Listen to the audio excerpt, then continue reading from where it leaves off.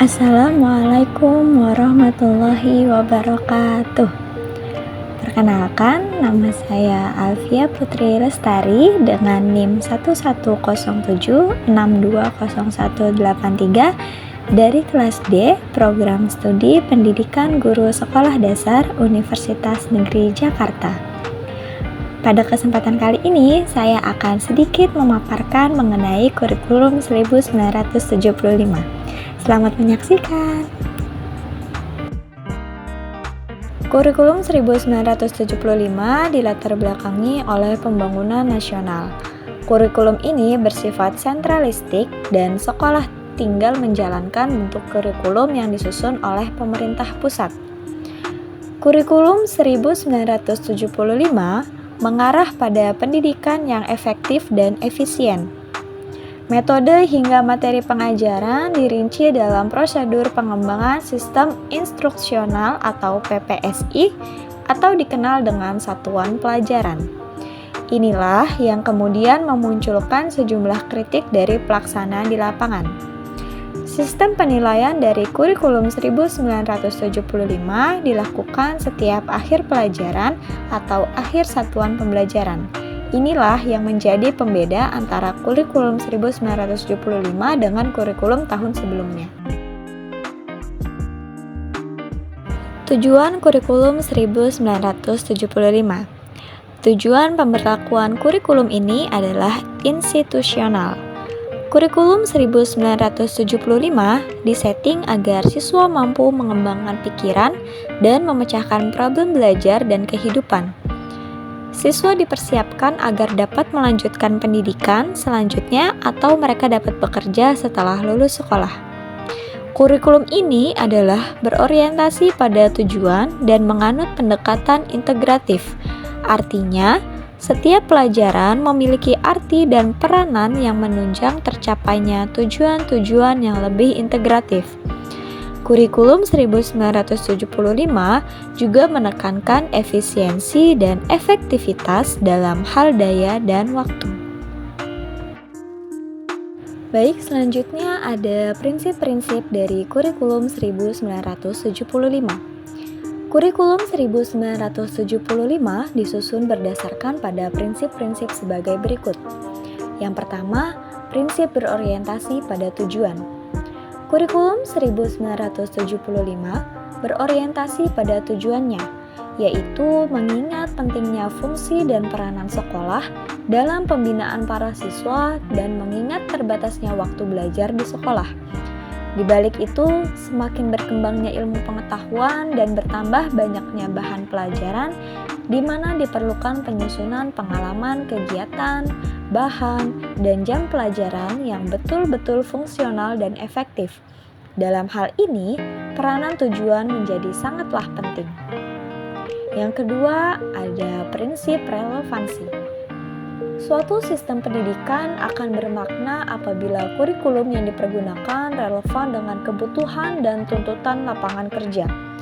Pendidikan di sekolah dasar, sekolah menengah pertama atau sekolah menengah atas dalam rangka mempersiapkan para siswa yang tidak mungkin melanjutkan studinya ke tingkat yang lebih tinggi, mereka dilengkapi dengan pendidikan keterampilan yang relevan dengan tuntutan kerja di masyarakat. 3. Prinsip efisiensi dan efektivitas. Kurikulum 1975 menekankan kepada efisiensi dan efektivitas penggunaan dana, daya, dan waktu. Sistem penyampaian, banyaknya bahan pelajaran disusun dan direncanakan sesuai dengan keadaan dana yang terbatas yang dimiliki oleh sekolah, harus pula disesuaikan dengan daya tangkap para siswa dan ruang, serta lamanya perhatian yang mungkin dapat mereka lakukan.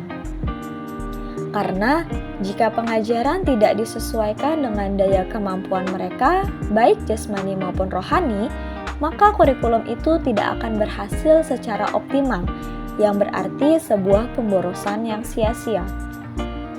Selain itu, waktu yang tersedia bagi para siswa di sekolah juga terbatas, sekitar 6 jam.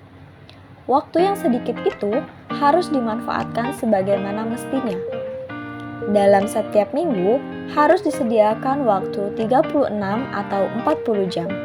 Sedangkan hari Sabtu disediakan untuk kegiatan ekspresi, untuk kegiatan rekreasi. Karena itu, kurikulum ini menuntut pembagian jam pelajaran untuk satu kali pertemuan sebanyak 2 atau 3 jam, di mana siswa dituntut bekerja keras dalam waktu tersebut. Di samping memanfaatkan waktu di luar sekolah dengan kegiatan-kegiatan yang bermakna.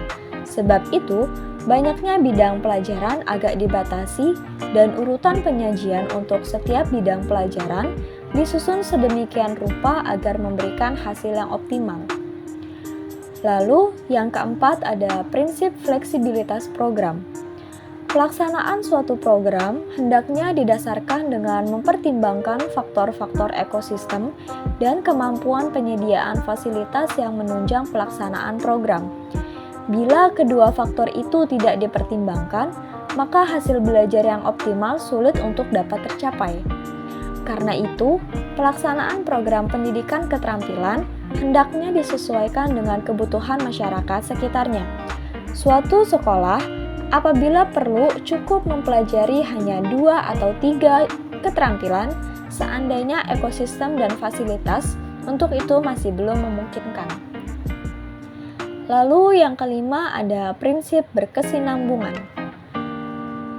Sesuai dengan tujuan institusional, setiap mempersiapkan para siswa untuk berkembang menjadi warga masyarakat, tetapi juga dipersiapkan untuk mampu melanjutkan ke jenjang pendidikan yang lebih tinggi dan untuk memasuki dunia kerja.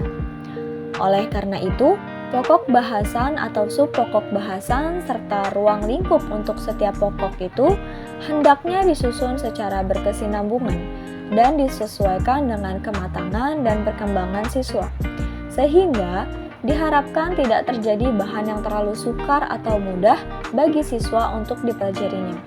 Dengan demikian, hasil belajar sesuai dengan tujuan pendidikan yang hendak dicapai. Lalu yang terakhir ada prinsip pendidikan seumur hidup. Dalam GBHN telah dirumuskan bahwa pendidikan berlangsung seumur hidup. Pendidikan para siswa tidak cukup hanya di sekolah saja. Sekalipun kesempatan belajar yang luas dan penting terdapat di sekolah, melainkan harus dilanjutkan di dalam masyarakat. Dengan kata lain, setelah siswa memperoleh bekal kemampuan untuk bekerja di masyarakat, namun dia masih tetap harus belajar. Jadi, mereka perlu mempelajari kemampuan belajar sebagai persiapan untuk belajar di masyarakat. Masyarakat yang belajar ini perlu dikembangkan, mengingat perkembangan seseorang masih terus berjalan walaupun dia sudah dewasa dan pula mengingat masyarakat terus berkembang dan berubah. Sasaran akan tercapai apabila generasi bersikap atau menciptakan tantangan bagi generasi muda untuk belajar.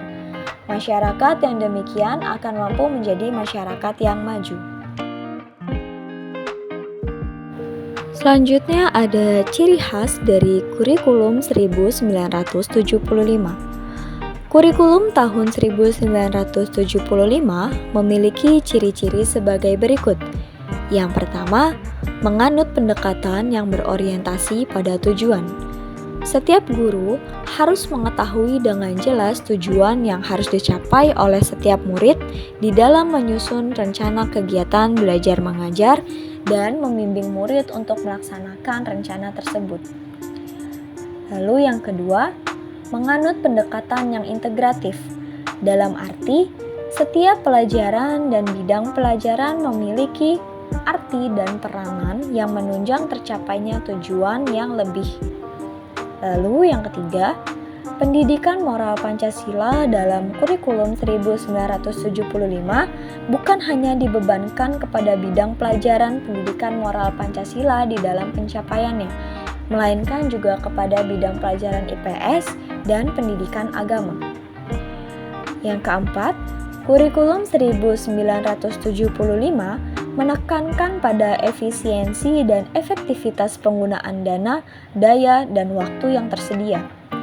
5. Mengharuskan guru untuk menggunakan teknik penyusunan program pengajaran yang dikenal prosedur pengembangan sistem instruksional atau PPSI.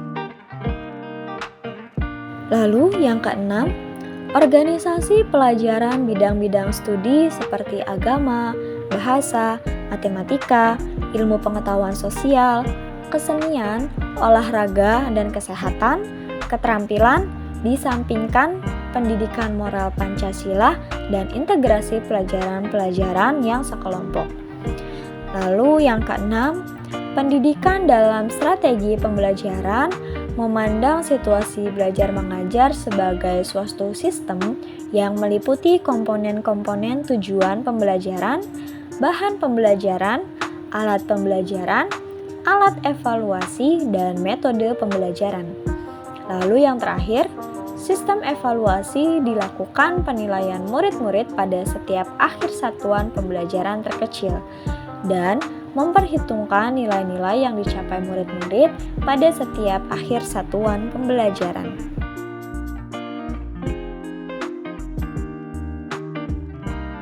Selanjutnya ada hambatan dari pelaksanaan kurikulum 1975.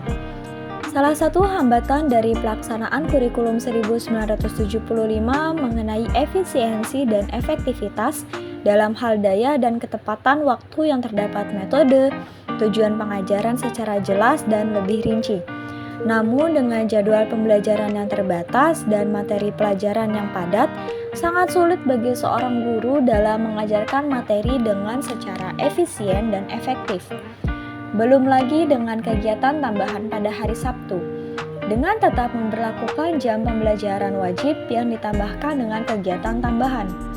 Dengan tujuan pembelajaran, dengan pencapaian tujuan dalam berusaha menguasai isi atau materi pelajaran sebanyak-banyaknya, seharusnya menjadi pertimbangan terhadap kemampuan siswa, agar selain pelajaran dapat belajar efisien, juga harus menjadi efektif dan peningkatan kualitas yang tentunya sangatlah penting dalam masa pembangunan. Ditambah dengan adanya pelaksanaan kurikulum 1975 dengan prosedur pengembangan sistem instruksional atau PPSI yang menyulitkan guru dalam menyusun pelajaran dengan secara rinci dan tidak efektifnya guru dalam melaksanakan kegiatan belajar dan pembelajaran.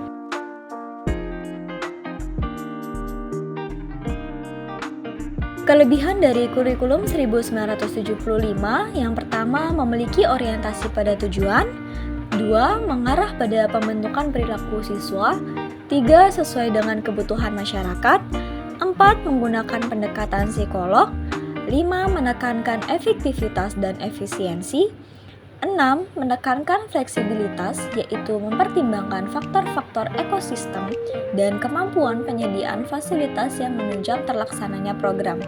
Lalu yang terakhir ada memiliki prinsip yang berkesinambungan. Selanjutnya ada kekurangan dari kurikulum 1975.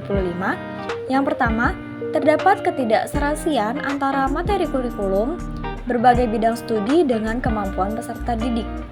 Yang kedua, terdapat kesenjangan antara program kurikulum dengan pelaksanaannya di sekolah. Yang ketiga, isi kurikulum yang terlalu padat. 4. Kurang berkembangnya potensi daerah karena tujuan kurikulum ini bertujuan sentralistik. 5. Kurikulum ini berorientasi pada guru yang menjadi pusat pembelajaran. Lalu yang terakhir ada kreativitas murid yang sulit berkembang karena guru sebagai subjek.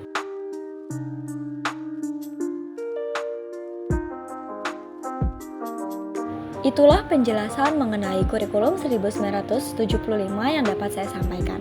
Sebelum saya mengakhiri video kali ini, saya akan menyampaikan kesimpulan dari beberapa pemaparan yang sudah saya sampaikan. Latar belakang kurikulum 1975 yaitu disebabkan adanya pengaruh konsep di bidang manajemen, yaitu MBO atau Manajemen by Objective, yang saat itu dikenal dengan metode, materi, dan tujuan pengajaran yang dirincikan kembali pada prosedur pengembangan sistem instruksional atau PPSI atau bahkan pula dikenal dengan satuan pelajaran menurut Winarno tahun 2009. Kurikulum sebelumnya tahun 1968 berjalan selama kurang lebih 6 tahun. Akibat kurikulum tersebut tidak lagi sesuai dengan perkembangan zaman dalam pembangunan nasional ketika tahun 1969, maka Menteri Pendidikan dan Kebudayaan Republik Indonesia dalam Lokakarya Persatuan Garis-Garis Besar Program Pengajaran atau GBPP untuk kurikulum proyek perintis Sekolah Pembangunan atau PPSP pada Februari tanggal 14 tahun 1975.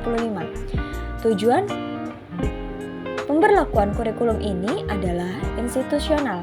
Kurikulum 1975 disetting agar siswa mampu mengembangkan pikiran dan memecahkan problem pembelajaran dan kehidupan. Siswa dipersiapkan agar dapat melanjutkan pendidikan selanjutnya atau mereka dapat bekerja setelah lulus sekolah. Salah satu hambatan dari pelaksanaan kurikulum 1975 mengenai efisiensi dan efektivitas dalam hal daya dan ketepatan waktu yang terdapat metode, tujuan pengajaran secara jelas dan lebih rinci.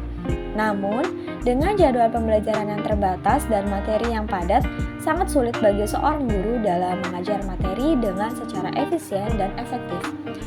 Itulah pembahasan dari saya mengenai kurikulum 1975. Kurang lebihnya saya mohon maaf, semoga yang saya sampaikan dapat bermanfaat. Wassalamualaikum warahmatullahi wabarakatuh.